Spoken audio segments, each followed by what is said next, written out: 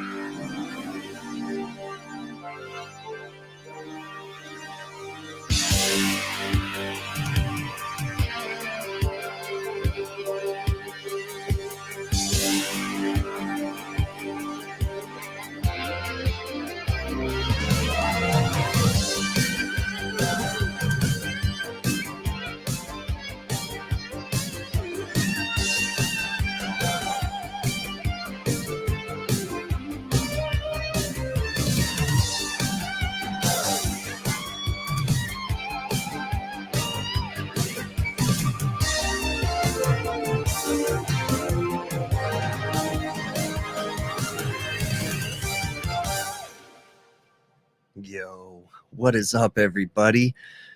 I am alive. I am back from AHR. What a exhausting trip that was. I had a good time, but it was exhausting. So I just recently got back from AHR, which is an industry trade show they do this year. It rotates around, but this year it was in Atlanta. I flew out the Friday before. Originally my family was supposed to go with me. I booked my trip like 6 months ago.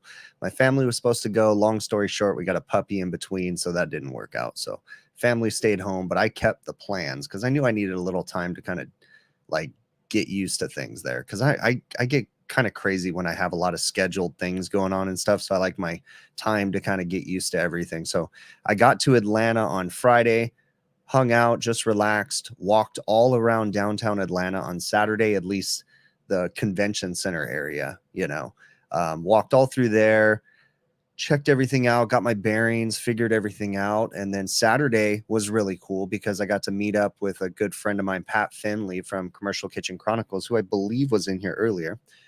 So I got to hang out, have dinner with Pat and his wife on Saturday. So that was cool. And then Sunday, we had the HVAC Tactical Awards. That was put on by Mr. Ben Poole. He has a bunch of sponsors that helped him out with the event, but it's a really cool thing he does where he honors the technicians. So he has all these different categories. He has a space on his website, hvactactical.com, and you go on there and you nominate people. So it was really cool too, because Ben had me present the award that I won last year, which was Best Social Content. So I went up on stage, read a little speech, watched a video, and I was very surprised to see my good friend Pat Finley pop up on the video of 3 nominees. And then when I opened up the envelope, it was really awesome because I got to call out Pat Finley's name. So that was really cool. It was a fun event, got to meet a lot of great people. And then Monday started the AHR trade show, and then the chaos ensued. Monday, Tuesday, Wednesday, all kinds of stuff going on. It was a lot of fun. A lot of fun. Got to meet a ton of amazing people. Got to have some really awesome conversations. That was so cool. Got to sit down. I parked at the Parker Spoiling booth for a good amount of time. I did like 3 hours a day there. But it was really cool because it was like a central meeting place, so everybody could come check out the show. I got to be honest with you though. Like, I honestly didn't even really get to see the show. I walked the show for like 2 hours on Tuesday, and that was about it. Like, I really didn't get to see the entire show. It always happens that way, that I originally planned for nothing on Wednesday, and then of course my schedule just got filled up. I was asked to be on an influencer panel. That was really cool. So I haven't gotten the footage yet. I'm waiting for Nicole from AHR. Nicole's awesome, by the way. She's the press coordinator, I believe, and she kind of coordinates all the chaos from all the influencers and the press people and stuff. But yeah, I'm waiting on Nicole to get me the footage, hopefully. And once she gets me the footage, I'll be able to put like a little bit of that up on YouTube, I'm hoping. But we did this big panel. None of us knew what to expect. It was a bunch of social media influencers from a couple people from, there was like 2 of us from YouTube. There was a bunch of people from Instagram, TikTok, a few other social media platforms. And it was really cool though, because Ben Poole was the moderator, and he just kind of came out there and started it off with a few questions, asking us to introduce ourselves. And then we started taking questions from the audience. And again, I didn't know anything what I was walking into. So we had a mix, an eclectic mix of questions from the audience, and it turned out to be really, really neat. And I'm going to cover one of the things that I covered. It's funny how sometimes someone will ask me a question and I'll come up with an answer because I don't really plan things out. Like, it just comes out of my brain. And then when I hear myself say it, I'm like, that's really good, and it's like, oh, I need to talk about that a little bit more often. So I'm going to talk about that in a few minutes, but stay tuned. I'm super busy right now with like videos and things like that, but I'm going to be hopefully putting something together, like a recap video for AHR. Once I get that footage from Nicole Bush from AHR, I'll try to put it together, and then, we'll figure all that stuff out. So hello to everybody that's in the chat right now. Let's see. Mike B says it's hard to see that show in 2 hours. It took him 2.5 days. Exactly. There's no way you can honestly see the AHR trade show in 2 hours. It's just not possible. I've been 3 or 4 times now, and I've never once fully seen the entire show. And every time I watch someone else's recap video, I realize, dang it, I didn't go to that booth, or dang it, I didn't see that. That's just how the AHR trade show goes. But it is an awesome event, and I encourage every one of you to attempt to go at some point. Next year is going to be in Chicago. Definitely planning on being there. And then it'll rotate back to Orlando and then back to Vegas. Now, Vegas, that one's going to be awesome. Just like they're all going to be awesome. But Vegas is awesome because it's only like 3.5, 4 hours from my house. So I just drive to that one. That one's super nice. But yeah, lots of great people in the chat. Lots of regulars I see in here. This is awesome. I will direct the attention really quick. Jason Johnson posted a link in the chat earlier to Michigan heating guy posted something on his channel, and I know he didn't want to post it, but one of his children is going through cancer treatment. It was a really interesting, really sad story, and I encourage you guys to go check out that link that Jason posted. You can post it again, Jason. It's to a Facebook article. You guys check it out. Give him some support. Even if it's just a comment or a thumbs up or something like that, just let them know you guys are checking that out. So let's see what else. All right. As Ike says right now, hit the thumbs up, and don't forget to join the Discord community. Did you? Okay. Yeah. Ike's asking me about computer things. Ike helps me out with some of the computer stuff. He helped me build my computer, and I was asking him some questions because I'm running out of space. So my hard drives are filling up for sure. And it's funny how fast those things fill up. But I think it might have happened faster than we anticipated, because we did some rough calculations when we were calculating how many videos I was doing a week. We were like, yeah, these things are going to fill up like that. And I think it even happened a little bit faster. But anyways, definitely, if you guys are interested in joining the Discord server, shoot me an email. That's the best way. I can shoot you over a link through email. You guys are welcome to join if you want. Ike runs the Discord server. So let's see if you guys have questions or anything you want to talk about. Make sure you put them in caps lock. I'll try to get to them. Okay. As usual, I got a whole list of things on this little screen in front of me right here that I want to talk about. And then, of course, I want to get to your guys' comments and questions. So let me see what else we got going on in here. How did I get into this business, and when did I start? So I got into the trade as a young kid, working for my father, actually. Grew up working for him, holding his flashlight. Had to learn how to work with my dad. That was an interesting dynamic that I've had to navigate over the last 40 years, dang near. But yeah, I worked with my dad ever since I was a little kid, coming to work with him. I mean, in elementary school, my parents would do like the divorce swap, because my parents were divorced. So my dad would pick me up when he was out working and then take me home to his house. So it's just how it would be. So he'd pick me up, and I'd go to work with him for a couple calls, and then we'd go home, and then I'd spend the weekend with him. Then he'd take me back home. But I officially started working for him in 2002. And then shortly after that, we partnered together. And here I am now running this. So I just have always had this in my blood.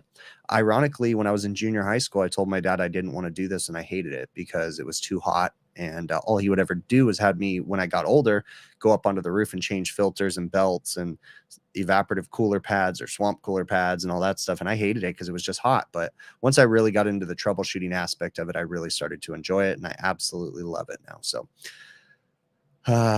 everybody's hiring. Where am I located? Let me see. I am located in Southern California. I don't know if that question was for me. Everything HVACR. It's Steve, right? I believe is your name. Everything HVACR. I'm pretty sure it's Steve.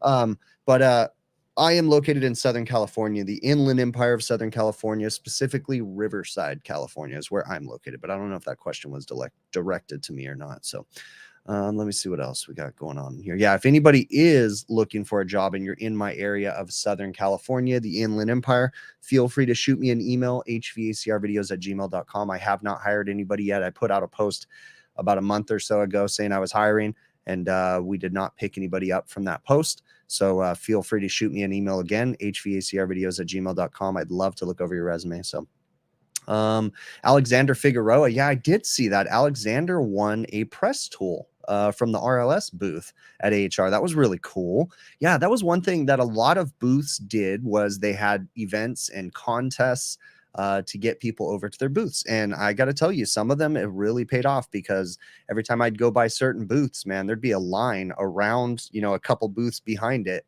of people waiting in line to enter a giveaway or win a contest or spin a wheel or whatever it may be. So that was kind of fun. It was pretty neat. A lot of these manufacturers are really jumping on board. Let's get into this a little bit. So when I was at the AHR trade show, the last day of the show, Wednesday, I was invited to be on a panel of other social media creators. And amongst all the questions that were asked, one of them was an interesting one. And I think I kind of took an interesting angle on this question and really went at it. And I kind of wanted to recap that a little bit. So paraphrasing the question, the topic, we were talking about manufacturers, and we were talking about how manufacturers, it was a manufacturer's representative was sitting in the audience and asked a question, how as a manufacturer can we be better? How can we utilize social media to help the manufacturers grow, right? So that was the manufacturer asking the question. And someone answered something really quick, but then I kind of went off on a tangent. And I had to apologize a little bit, because I didn't mean to just ridicule that one particular person that asked the question, but I was speaking to manufacturers as a whole. To paraphrase my answer, one of the main things that I said that manufacturers can do better is to understand their customers, okay? Manufacturers and the technicians, us, that are fixing their equipment, okay? Manufacturers as a whole do not do a good job. Now, there's a few that do a good job, but manufacturers as a whole do not do a good job educating the technicians and speaking to the technicians in a way that the technician can understand them. Okay. So I'm talking to you, manufacturers, right now. You guys do not do a good job of getting your information. Sometimes we have to struggle to find information. And I'm not going to name names right now, but there's some manufacturers out there that you have to pay thousands upon thousands of dollars to get any of their literature from them. And it's ridiculous. Okay. Then on top of that, when they do release their literature and their training materials, a good majority of you manufacturers make it illegible. We can't even understand it. It's written in like engineer speak, and there's nothing wrong with engineers. It's just that they speak on a different level from a normal blue collar worker, a guy that just works in the trenches. Okay. So as a manufacturer, what I'm telling you is you guys are not doing a good job because, and I can insert name of any manufacturer of the equipment that I work on in my videos, people regularly reach out to me through email, through text message, through direct message on Instagram, asking me for troubleshooting help on the type of equipment that I work on all the time. And why is it that they're asking me? I'm just a normal service technician who happened to pick up a camera and started talking to it. But why are they asking me? And why are you guys not asking the manufacturers? And I guess I shouldn't say that. I should be talking to the manufacturers. But why is it that the technicians are asking me? They shouldn't be. The technicians should be asking the manufacturer's technical support department. But unfortunately, the technical support department is not paid enough, right?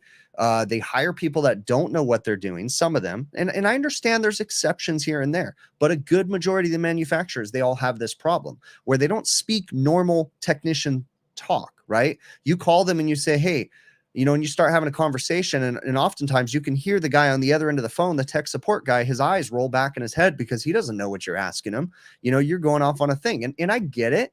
I get it. You know, I have to put myself in the perspective of the technical support guy too. They have a long day. They're asking a lot of repetitive questions. Sure, they are. But at the same time, I'm not attacking the individual tech support rep. I'm saying this to the manufacturer. You guys are not doing a good job of educating us, the technicians, in a way that we can understand.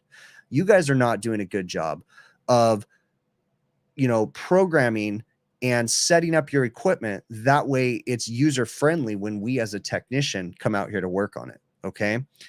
In my honest opinion, every manufacturer that makes a new piece of equipment today that has a circuit board in it should have some sort of capability to connect to a smartphone. There's no reason why every residential air conditioning manufacturer should not have a wireless connection port that can connect via Bluetooth to my smartphone. There's absolutely no reason. The customer should not have to pay extra for that. And the same goes for every refrigeration manufacturer out there too. Every single one of your pieces of equipment, whether or not the customer wants them connected to the internet, should still have Bluetooth capability. So that way we should be able to pull things up on our phone. In this day and age, when we have sensors, circuit boards, and all this fancy stuff, give us a little bit of the fancy too when we are the technicians working on your stuff, right?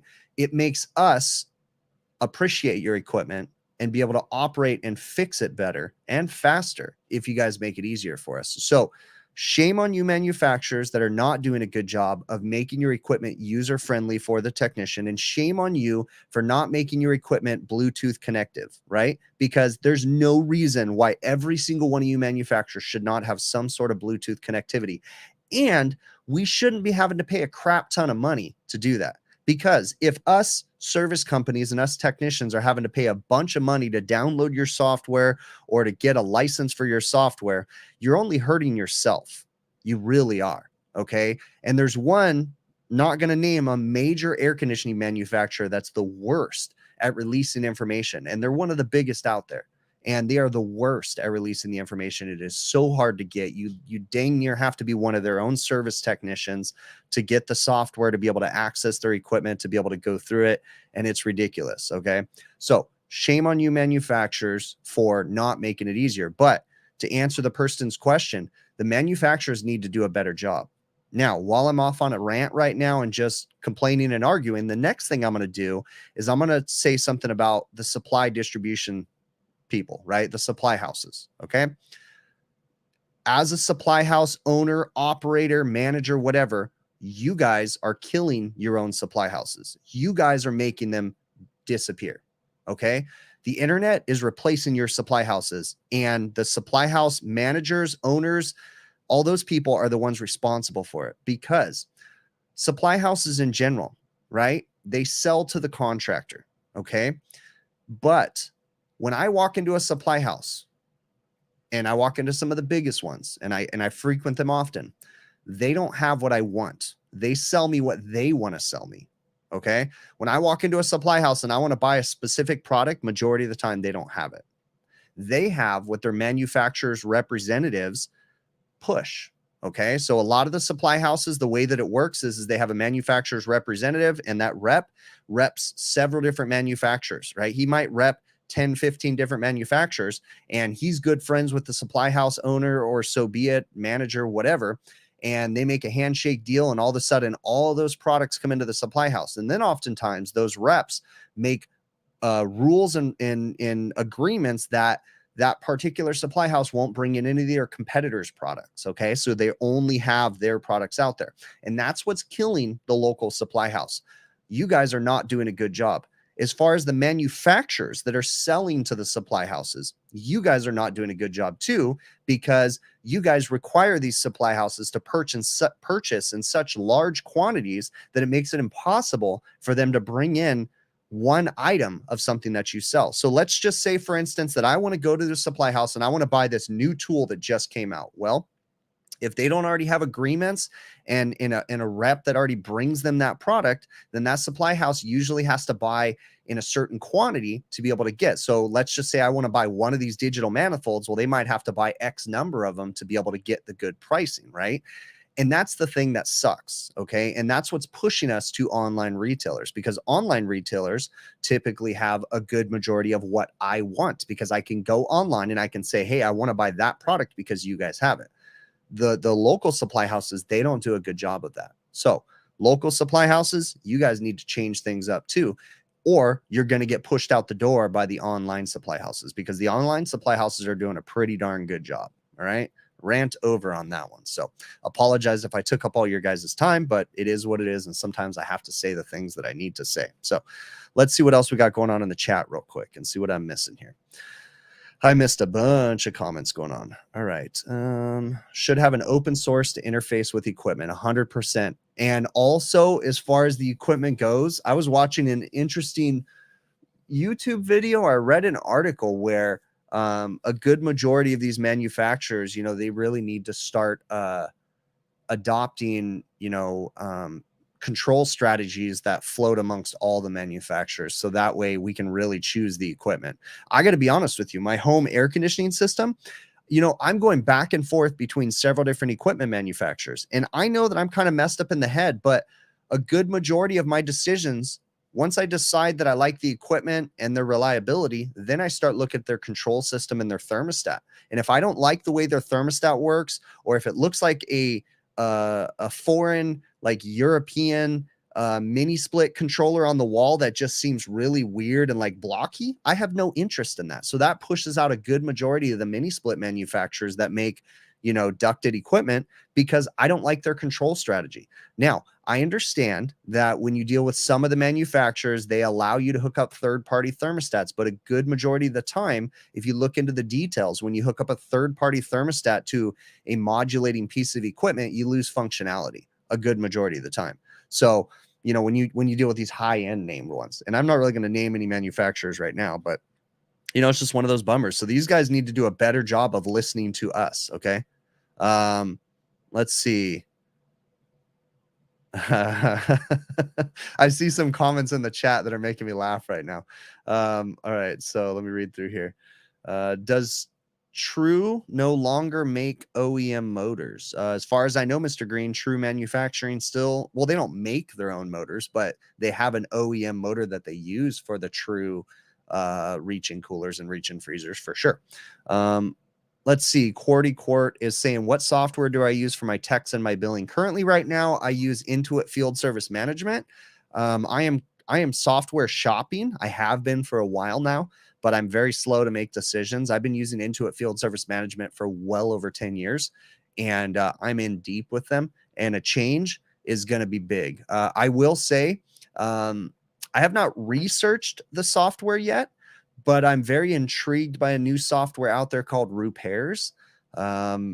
Again, I'm not endorsing. I have not researched a bunch. I'm just kind of curious about it. They've been reaching out to me, and we've been trying to set something up to do like where they show me everything or whatever, but I just haven't been able to set it all up yet. But I am very intrigued by the Repairs software. Let's see, reading through here. Chipmunk, my bad if I said European foreign, but you know what I mean. I was trying to think of the words and the words weren't coming out of my mouth, and all I could think of is European and foreign, and I don't know. But you know what I'm talking about. You know that blocky thermostat that just looks like you're playing Tetris. It doesn't even have any character to it. It doesn't have any color to it. It's just this weird looking, looks like an old Game Boy. Like I'm not interested in those thermostats. They're not sexy. They don't look nice. They wouldn't look nice on my wall. Now, if those manufacturers that had the stupid looking thermostats allowed me to have remote room sensors and do multiple remote room sensors, I would consider buying their system, putting the thermostat in my utility closet, and just putting remote sensors all around my house. And if it had a connectivity app to my phone, I would be very interested in one of those. But, a lot of these manufacturers are really slow to jump on the bandwagon of this new technology coming out. So, let me see what else we got going on in here. Let's see. Jason Johnson says Mitsubishi has the AE200 central controller. That's pretty dang nice. Yeah. I don't know if I can recall what that one looks like or not. I'll have to give it a look. So Quarty Court says don't use Service Titan. Well, Service Titan really wouldn't fit my business model because I do light commercial refrigeration and air conditioning. We don't do flat rate. We don't do any of that. So my kind of software would have to connect with all the third-party softwares, because it seems like every one of my customers has a different software that they use, such as Corrigo, EcoTrack, Service Channel. Those are all third-party softwares that they require me to log into and check in and check out on the job site. But then I have to have my own software too. So in a perfect world, my software would communicate with all those third-party softwares, and I would only have to log into one source as my company. That would be ideal for me. And I believe I heard that Repairs is going to have some sort of connectivity with the third-party softwares. Whether or not it's going to have exactly what I need, I don't know. So we'll have to see. All right, looking through the chat right now, seeing what I'm missing. Yeah, a lot of people are saying a bunch of different ones. Yeah. All right. Reading through the chat. Okay, seems like HVAC tactical awards are getting more and more acknowledged by the big corporations. Tito Ernesto's saying that.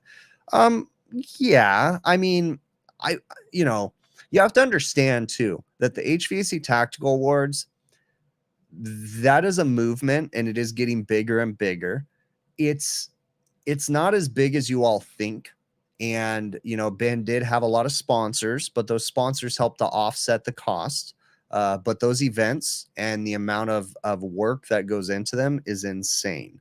So yeah, but he definitely had a lot of sponsors for the show, and I'm really happy for him because it helps to offset the costs. But I'll tell you that a good majority of these people, when they do these events, and I don't know anything about Ben's financial situation when it comes to the event. Ben and I are friends, but we haven't discussed any of this.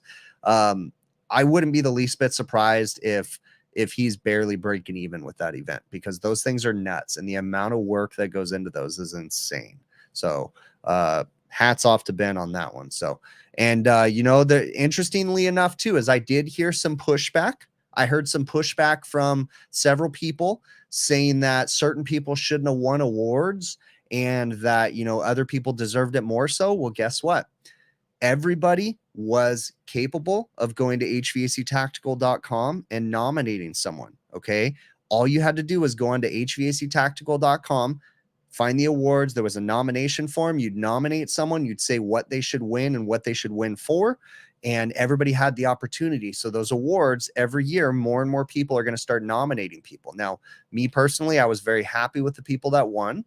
But you have to understand the way that those things work, and you can't just expect someone to win if you don't nominate them, and if multiple other people don't nominate them. So that's how those awards win, or how those awards work, right? All right, let's see what else we got going on in here.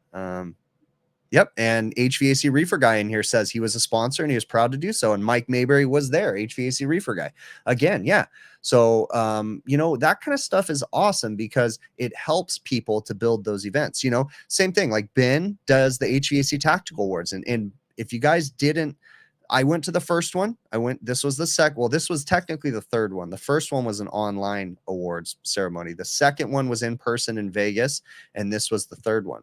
And, it was an amazing event. It really was. I mean, you know, I told Ben after, I said, Ben, because I was hanging out with him the next night.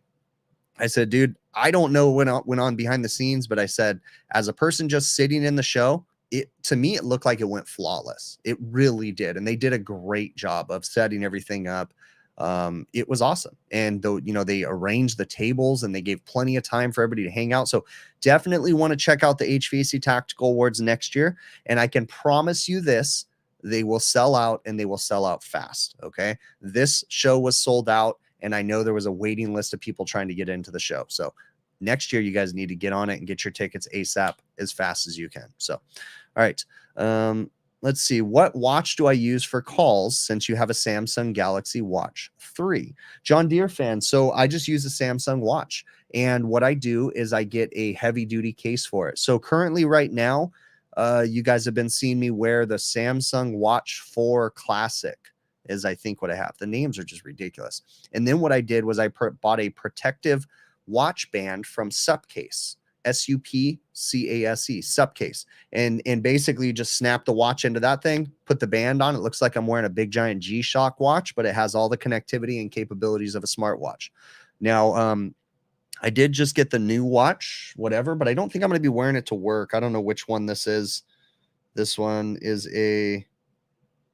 I don't know what it's called, but it's the new one that just came out. I literally just got it today. But I don't know that I'm going to wear that one to work. I think I'm going to use that for personal use and just keep using the Galaxy Watch 4 Classic for work, I think is what I'm going to do. So, all right, let's see what else we got going on in here. Okay. So I want to cover a few things. So I already talked about that. So Elvis had asked a question as why in my recent video, I was working on a glycol chiller. Okay. And he was asking why the glycol was clear and how come they didn't have a dye in the glycol. That's a good question. So a good majority of the time when, we typically work with propylene glycol in my sector of the industry. Propylene glycol is a food grade glycol. Basically, it's not ethylene based, so you're just not going to die if you drink it or consume it. Okay. So propylene glycol, it's not means that you can just sit there and drink it, although I think you can technically, but it's not good for you. But they put propylene in a lot of different things. But anyways, whole beside the point, going off on a tangent. Propylene glycol, good majority of the time does have a dye added to it. So that way it makes it easier to find when there's a leak. In the situation of my recent video, when I looked into the glycol reservoir, the glycol was clear. The fluid was, that was just the beverage company. Honestly, I don't really change glycol. I will add or top off glycol levels, but I let the beverage company take care of that because they're the ones that, you know, need certain flow rates through the lines to make sure the heat transfer is happening properly and different things like that. So I typically will work on the refrigeration portion and occasionally change pumps on the glycol chillers or glycol units. But as far as running lines or filling up the glycol, I typically let the beverage company take care of that. And it just takes one headache out of my hands. So hopefully that answers your question. Let me cross those ones off my list of things to talk about. Also in that same video, I got a lot of pushback. There was like 2 or 3 people in the comments. I shouldn't say a lot, but there was 2 or 3 people in the comments that were saying that it was just so dumb that there was a mini split in that little glycol closet up in the attic that I was in. And it just seemed kind of silly that they were taking refrigeration to cool a refrigeration unit. And while I kind of agree with the point that they're trying to make, because there is a mini split cooling that room and it just seems kind of silly. But unfortunately, that's just what the customer purchased as far as the equipment. Now, in a perfect world, they would have bought outdoor condensing units that were mounted on the roof and then ran line sets down to a heat exchanger downstairs or something like that. Yeah, that would be a good situation to have a remote condensing unit on the roof. That way they wouldn't have to have a mini split in the attic cooling that little room. But unfortunately, the customer, that's just what they buy, is those little self-contained glycol units. And so they got to do something. When they put it into that room up there, it needs cooling.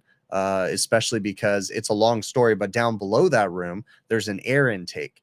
And then there's an exhaust fan above the room. And what they do is they draw air in from down in the kitchen through a cabinet up into the glycol room and then out. Well, the cabinet that they draw all the air in through is the server room. So they have a giant server rack in there with a bunch of equipment that's producing heat. So they just draw in the 75-degree kitchen air into the server rack. It heats it up to about 95 to 100 degrees, then comes up into the glycol room and raises the condensing temperature of the refrigeration equipment controlling the glycol room. And then that just goes off on overload too. So in that particular situation, because the customer didn't want to install remote condensing units, they had to put a mini split in that room to help cool it off to lower the condensing temps of the glycol units. So that way they could operate properly. So I really don't have a choice in the matter, and it is what it is. It's kind of a thing. I agree that it's kind of silly, a waste of electricity, but sometimes you got to do what you got to do. So, all right, let's see what we got going on in the chat right now. What am I missing? John Harrell's saying, thinking about moving to the supermarket side. Hey man, if you want a challenge, that's definitely a good challenge. There's a lot of new technology coming into the supermarket side. You'll have an opportunity to learn and work on CO2 equipment. So if you're up for the challenge, I encourage it.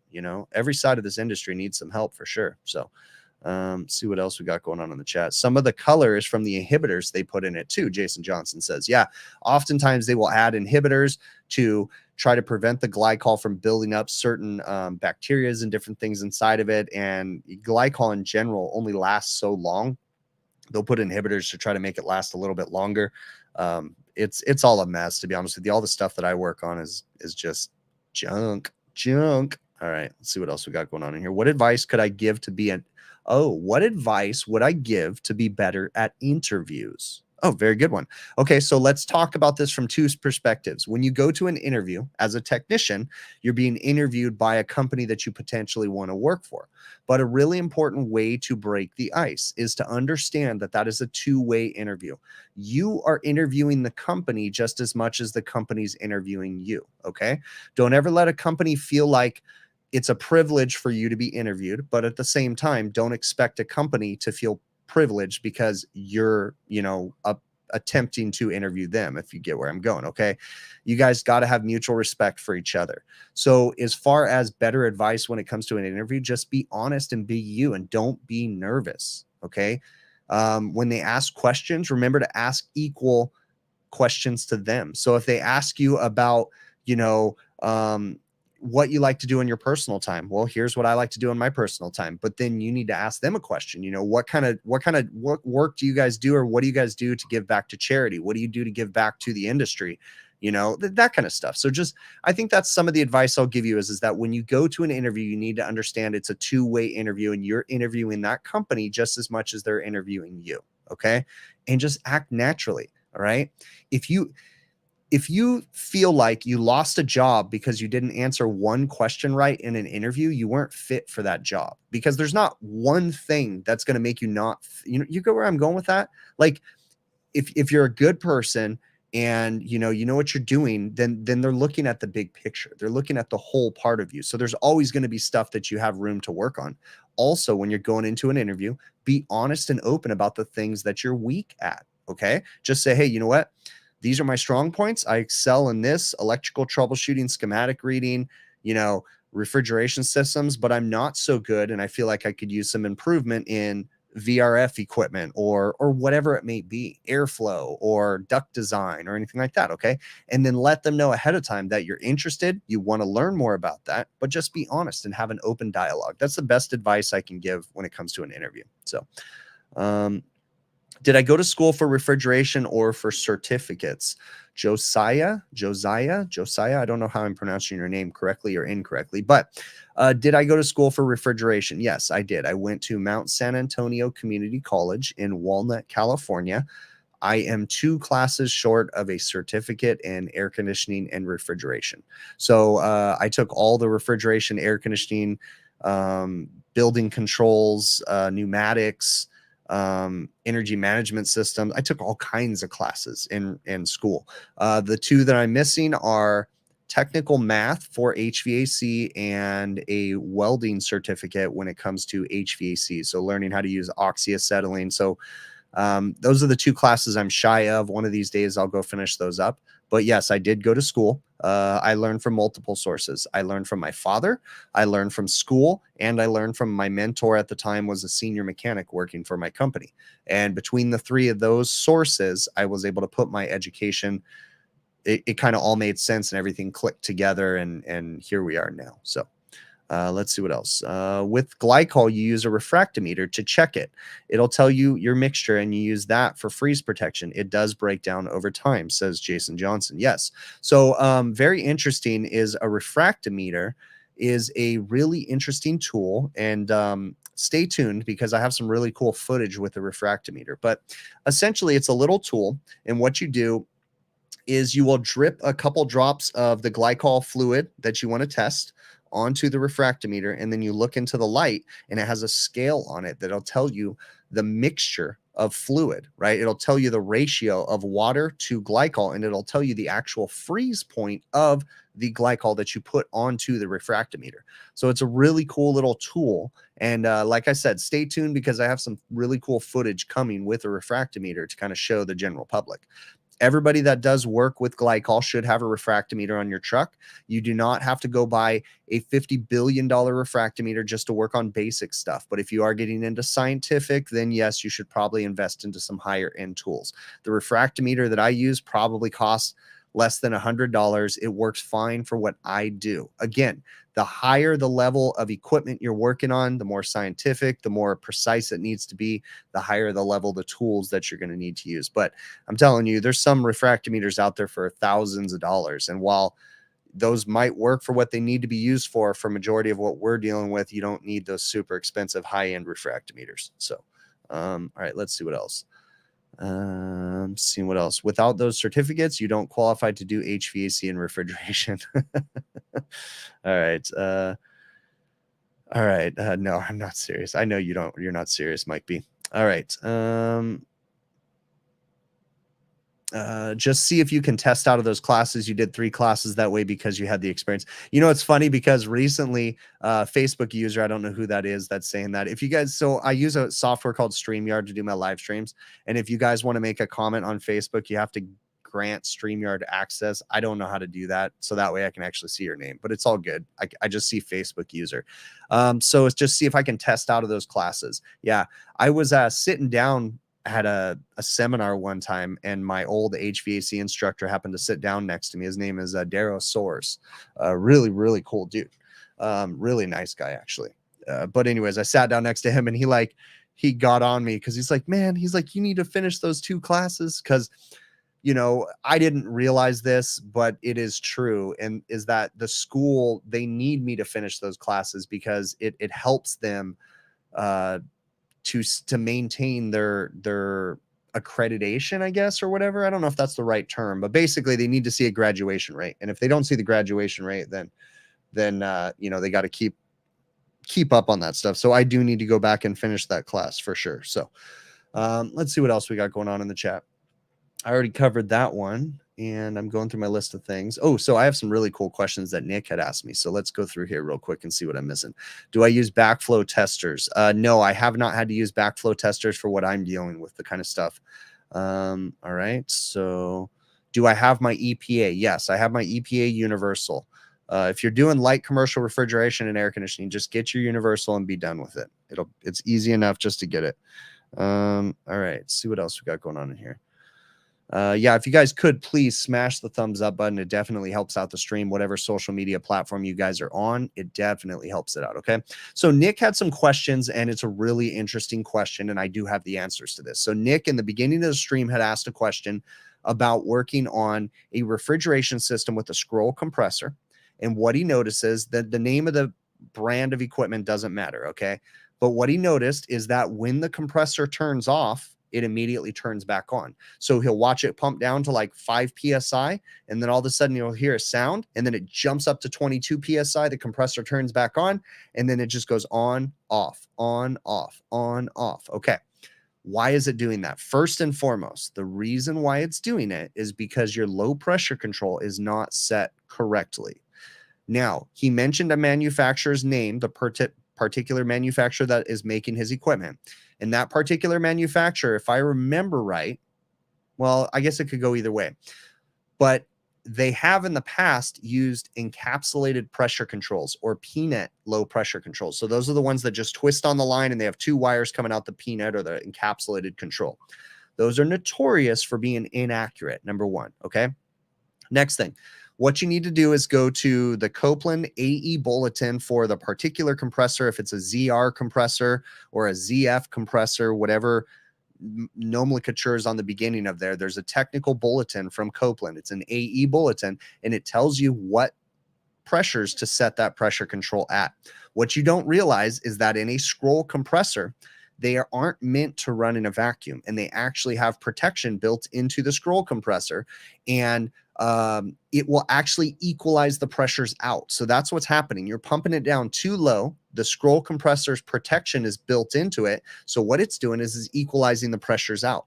And that's why you hear a ka-choo sound when it pumps down. So it'll ka-choo, turn back on, and then ka-choo, turn back on. And that's because the pressure control is not set correctly. So the first thing you need to do is get a hold of the manufacturer of the compressor, adjust the pressure control, the low pressure cutout to where they say. The next question that he had was, how come on some of the units that have scroll compressors, sometimes they'll see a suction and a discharge check valve, and sometimes they won't? Okay, what you can do on these scroll compressors is you can actually install a check valve and take the low pressure control and put it on the other side of the check valve. Okay, so let's say you have a suction line check valve. So basically you'd put the low pressure control here, then you'd have the check valve, then it would go into the suction of the compressor. And what that can do is help to prevent some of those issues of the compressor pumping down like that and then turning back on, because what it's doing is it's moving the check valve to the other side. I mean, the pressure control to the inlet side of the check valve. And the theory is that when the compressor opens back up, that it's not going to turn it back on. That's one way to help prevent that. The next way is Copeland compressors actually recommend that you put a time delay in there between the pressure control and the low pressure control. So that way the compressor doesn't short cycle as much. Okay. But here's the kicker. When you're working with smart evaporator coils, whatever manufacturer you're using, you don't want to have that time delay, because oftentimes they have some sort of a time delay built into the smart evaporator controller, or they will error out. Basically, if you work on some, it'll give you a no superheat reading because it's not registering a change in superheat. So it goes off on an error message, right? And it could just be that it's stuck in a delay. So bottom line, you want to reach out to the compressor manufacturer, read their AE Tech bulletins, and find out what pressures they want that compressor shutting off. So that way you won't actually see that turning on and off like that. All right. Any good HVACR books anyone recommends? Yes. The book that I recommend for everybody, I have no affiliation with this, is Commercial Refrigeration for Air Conditioning Technicians by Dick Wurz. Okay. Dick Wurz is a great person, really nice guy to meet for one. And he does a great job with that book. So that book is written for air conditioning technicians that want to learn and transition into the refrigeration side. That thing gives you the, I mean, in all honesty, even a technician that doesn't know anything about refrigeration and air conditioning can pick that book up and learn a thing or two. It's a great book. So I highly recommend that book. Let's see what else we got going on in the chat. What am I missing? How do I fix the problem when the compressors run the wrong way? When the compressor runs the wrong way, wink HVAC. Well, it depends on what is going on there. Okay. So with Copeland compressors, if it's a 3-phase compressor, what you can actually do is you can reverse the phases. Okay. Because with a 3-phase motor, if you reverse the phases, the compressor will, or the motor will spin in the, the other direction. But on Copeland compressors, they're directional. They can only run in one direction. But there's another thing that happens. There's some advanced protection built into the scroll compressor. And oftentimes what can happen too, people can actually think the compressor motor, because of protections that are built into it, people can think that the compressor motor is running when in fact it's not turning the scroll set, right? So you want to check out, just Google search Copeland scroll compressors internal protection, and you'll find out about all the different things that they have built into the scroll compressors. There's a lot of technology. At the same time, they're still pretty robust and reliable, the Copeland scroll compressors. I really deal with them a lot, and to be honest with you, if they're operating within their operating envelope, and that's the other thing too to understand, a compressor is meant to operate within certain temperatures of the low end and the high end, and if it goes outside of the envelope of where it's supposed to operate, you can't really predict much, and that's when the thing's going to start failing. So you have to make sure that it's operating within its envelope as far as condensing temperatures and evaporator temperatures, because we're relying on that evaporator temperature, the suction gas, to come help cool the compressor, depending on the refrigerants we're using. So just be cautious about that. All right. So I answered that question. Nick also asked a question about when I'm setting up demand defrost, or to know how, when you're working with a smart evaporator, whether it be a walk-in cooler or walk-in freezer, especially walk-in freezers, what kind of a defrost you should set them up for. So typically what I do when I'm dealing with refrigeration equipment, if I have a smart evaporator, I will assess the situation, look at the customer, and kind of and go from there. Okay. If I know that this customer is one that props their walk-in freezer door open all the time, that's something I'm going to think about when I'm setting up the defrost strategy. Old school defrost strategy, we'd set up a certain amount of defrost per day, and it would do all those defrosts within a certain amount of time. What I mean by that is oftentimes you'll have a defrost termination, but it'll always go into defrost. And, potentially I deal with a lot of electric defrost that might be wasted energy, because oftentimes you don't need to go through a full defrost because there's not enough frost or ice on the coil. Okay. So they started making these smart evaporators that have demand defrost, where it looks at sensors and then decides whether or not the coil needs to go into a defrost. They will work, but there's certain situations that they don't work. Okay. So you really need to assess what the customer's needs are and how they use their equipment to know whether or not you're going to set up demand defrost or time defrost. My rule of thumb typically is go ahead and set it up for the most energy conscious setup, put on demand defrost, whatever it is, and give it one chance. If they start having freeze up problems, then I'll go back in and change it to like a time defrost and then go from there. Nick also asked a question, and I don't know if I'm answering this correctly, but I'm gonna just address what I know about this. What I will say is, when you're dealing with demand defrost or smart defrost, what you will notice is that oftentimes it skips the defrost, or it'll defrost the coil, and it usually does a good job. But what it doesn't do a good job of is defrosting around the expansion valves and around the electrical sections. A good majority of the time, if you have a smart evaporator that only has one evaporator sensor, a good majority of the time, you're going to have ice buildup like crazy around the expansion valve and around the electrical section, because the defrost heaters are typically just under the coil. So it's going to melt the frost and the ice buildup, but there's still going to be ice buildup on the expansion valve and different things like that. Okay. What I will do in that situation is, certain manufacturers like Ketatherm allows you to add a second evaporator sensor. So you can actually have two evaporator sensors on the Ketatherm system. So I'll put two evaporator sensors at each end of the coil, and it tends to do a much better job of making sure that we're eliminating all that ice, and then we tend to eliminate a lot of freeze up problems that way. But other manufacturers allow you to do that too. So let's see what else we got going on here. All right, let's see what else is in the chat. Yeah, if you guys have questions, definitely put more questions in here in caps lock. Okay. Reading through here. Can you explain high leg or a wild leg or a stinger leg on three-phase? Danny, I cannot explain that in a way that people would be able to understand it. That is not me that is good at doing that kind of an explanation. So I apologize.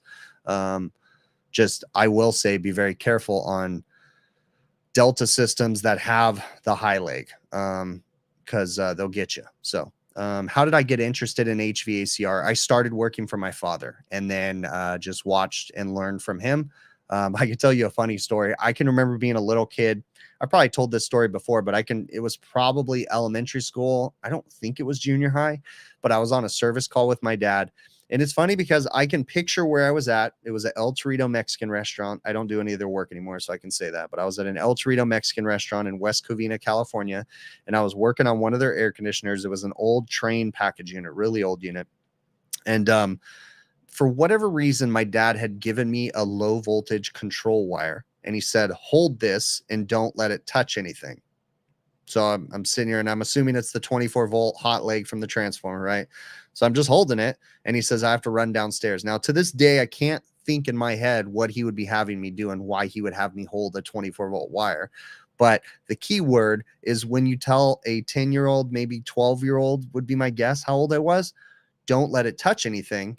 My mind, as he walks away, starts racing. Well, what happens if I let it touch something? Like, what's going to happen? How bad is it? And then, you know, that little devil on my shoulder got the best of me. And I said, well, let's just see what happens. And I let it touch. And then I had instant regret because I saw the little itty bitty spark. And then I said, uh-oh, I knew something bad happened. And then I remember telling my dad when he came back, I was like, it accidentally touched something. And he's like, how did it accidentally touch something? And I was like, I don't know. Oh man, that was too funny. But yeah, I learned working with my dad. So it was fun. You know, there was times that it was frustrating, but here I am now. So do I still run into equipment using R12? I think I just phased out my last customer that had R12 equipment. So no, I don't think I have any R12. I just changed out, I think, yeah, I just changed out my last 502 system also. Probably, I don't know, a month ago. I changed out my last R502 walk-in freezer system. So yeah, I just have R22 and newer refrigerants now. I still have a lot of R22 equipment out there for sure. So let's see what else we got going on in here.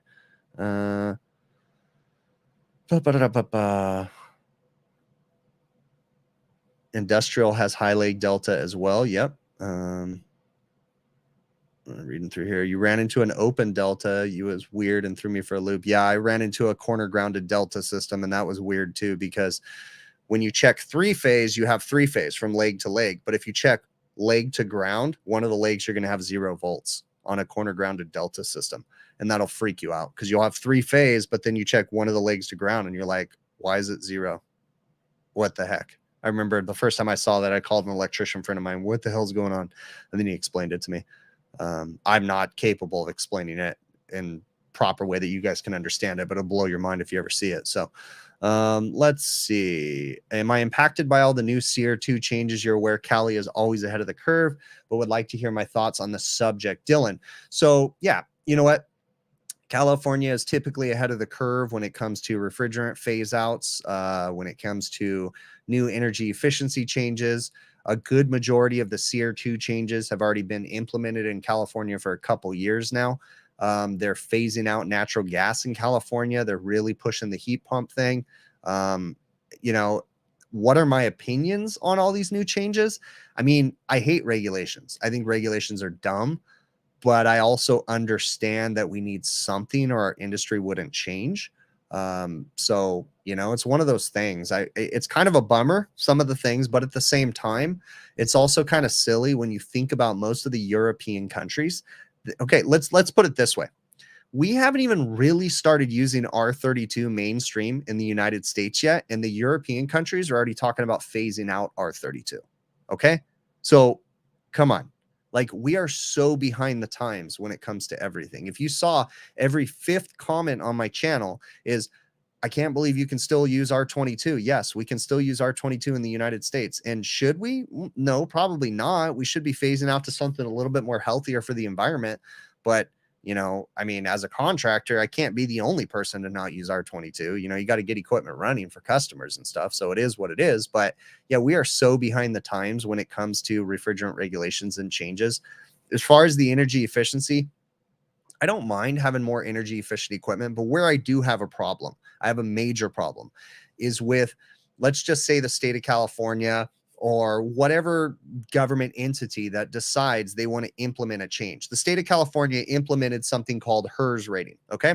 HERS rating is when we do work, right? Because we as an industry are so stupid and so lazy that we can't do work and we can't do it properly.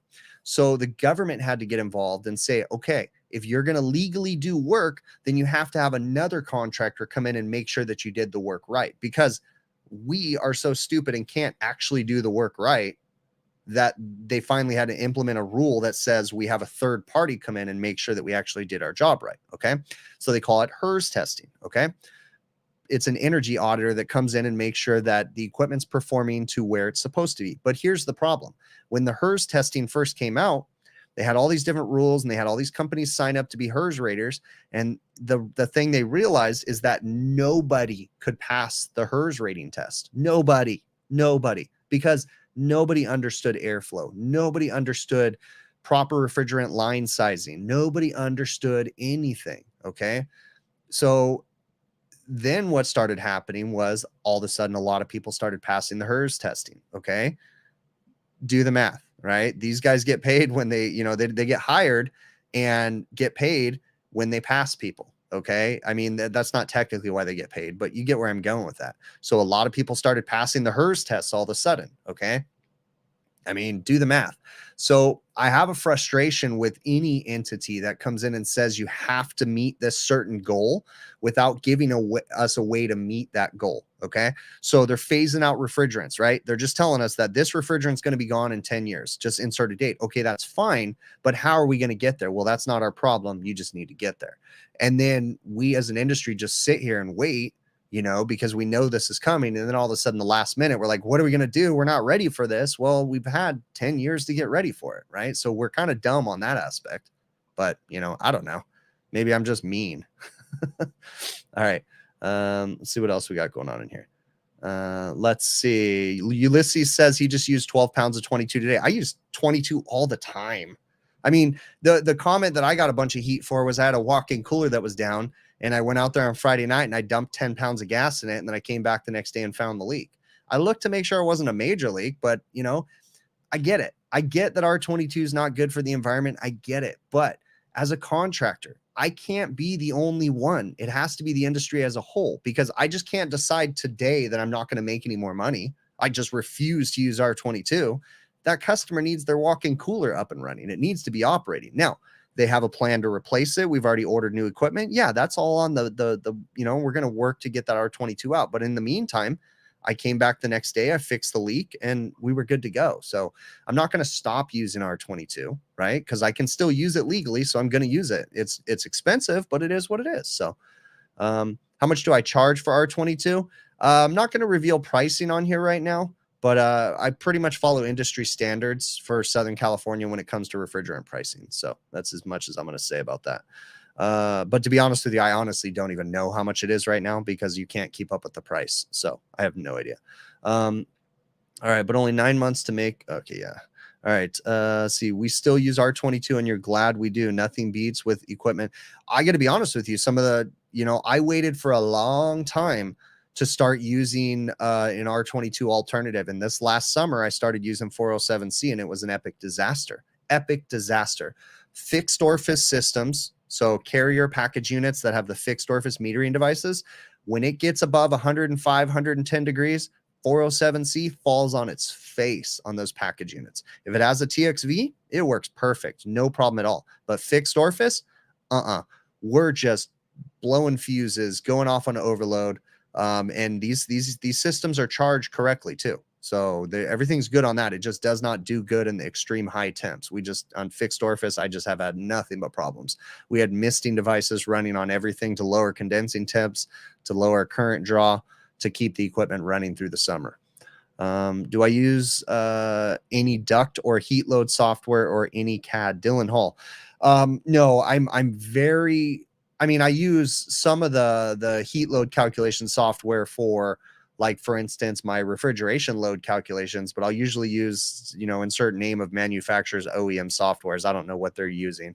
And then as far as heat load software for like ductwork and different things like that, I'm learning a little bit using Quick Model right now, because I'm doing energy calculations and stuff for my house as I'm changing my home air conditioner. So I'm learning about Quick Model. That's quickmodel.com. I got no affiliation with them, but it was highly recommended from all my friends. So, all right. Donnie Duncan says he lives in South America and there are still a lot of units to use R22 and customers don't want to replace it because it's functional still and we can just give them new units. I mean, that's kind of the truth here. I still have more R22 package units than I have 410A package units. It is so difficult to legally replace equipment in the state of California. It is ridiculous the amount of hoops these customers have to jump through. So good majority of the time, they don't want to replace their equipment. So I still have more R22 packages units, probably by double than I do 410A package units out there. Let me see what else. Restaurant ductwork is crappy at best. That's an understatement. Every restaurant out there, the ductwork is horrendous. So, all right. Small illegally installed wood burning stoves will be great when the electricity goes out and you only have heat pumps. Hey, I'm a fan and I realize that electricity is the answer. When it comes to energy conscious energy usage, right? Clean electricity is hard to obtain because a good majority of the electricity in California is generated via burning combustible materials, natural gas, different things like that. Okay.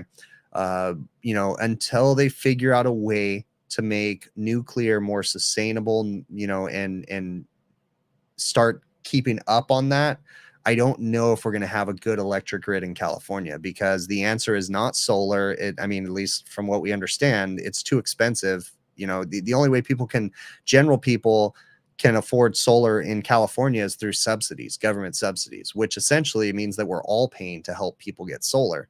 I don't know. I have a hard time buying solar for my house because I'm like, if I can't pay for it outright, I don't want to finance it for 20 years. That just seems silly or whatever it may be. So majority of the time you're going to finance these solar panels. Like I have an aunt that got solar at her house and then the company went out of business.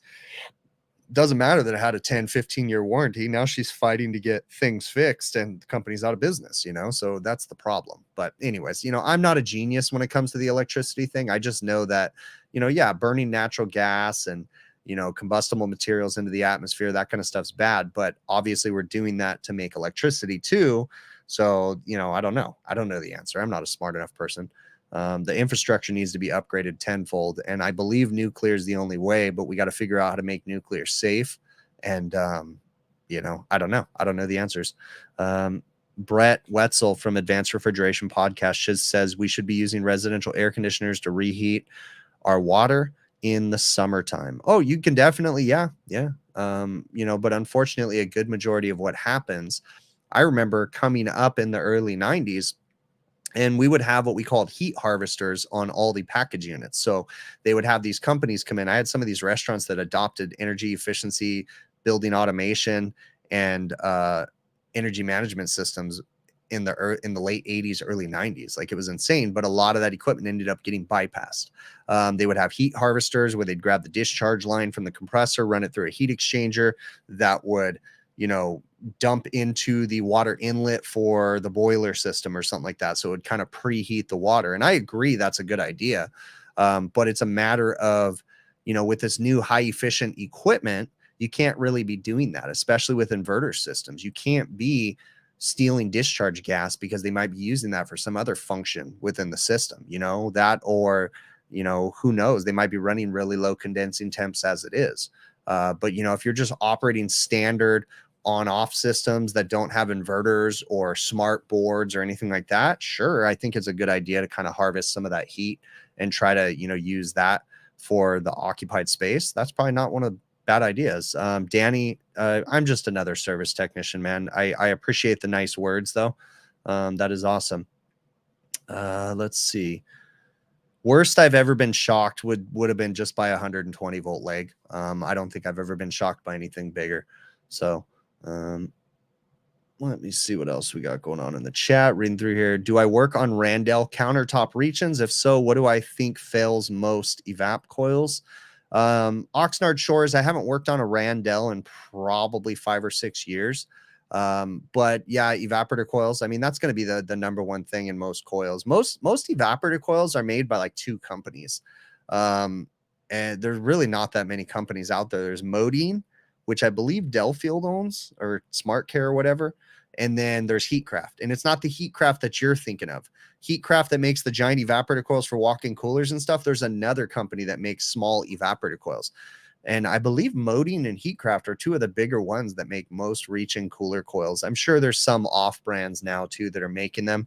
But a good majority of the coils, they just fail because the customers aren't using them right. You know, you oftentimes will dip the coils, but because they're not covering up their food and they're keeping acidic things in the boxes, it gets airborne and it just deteriorates everything inside the coil. It'll go right through the coil coatings too. So what causes scroll compressors to get loud? You took a picture with me at AHR. Well, right on, AB Refrigeration and Heating. That's awesome, man. I took lots of pictures with lots of people, and they will be in a recap video of some sort when I release it soon.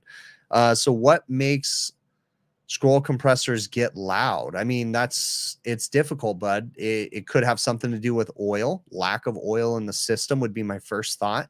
But if a compressor is running backwards, it'll also be loud. So there's a couple different things there, but lack of oil is going to be the number one thing, or oil breakdown for sure. So let me read through this comment right now. Okay, cool. Right on. Some text messages coming through. All right. Least favorite part of owning my business, running the business part. I like fixing things. I like dealing with customers when I talk to them and say, hey, it's going to, I got to do this or I got to do that. I like teaching. I like training, but I hate running a business. Anything that has to do with the office of the business is miserable to me. Absolutely miserable. I love just interacting with people and fixing things. That's my favorite part about running a business. Let me see. All right. Well, everybody, it is time to wrap this up. I really do appreciate you all. It has been amazing. Thank you so very much. Remember to subscribe to the channel if you haven't already, and be sure to leave some feedback down in the comments. Let me know what you think. I'm going to go ahead and cue up the outro music. I got to make some phone calls, and then it's time to eat dinner. So thank you so very much. I really appreciate you, and we will definitely catch you on the next one.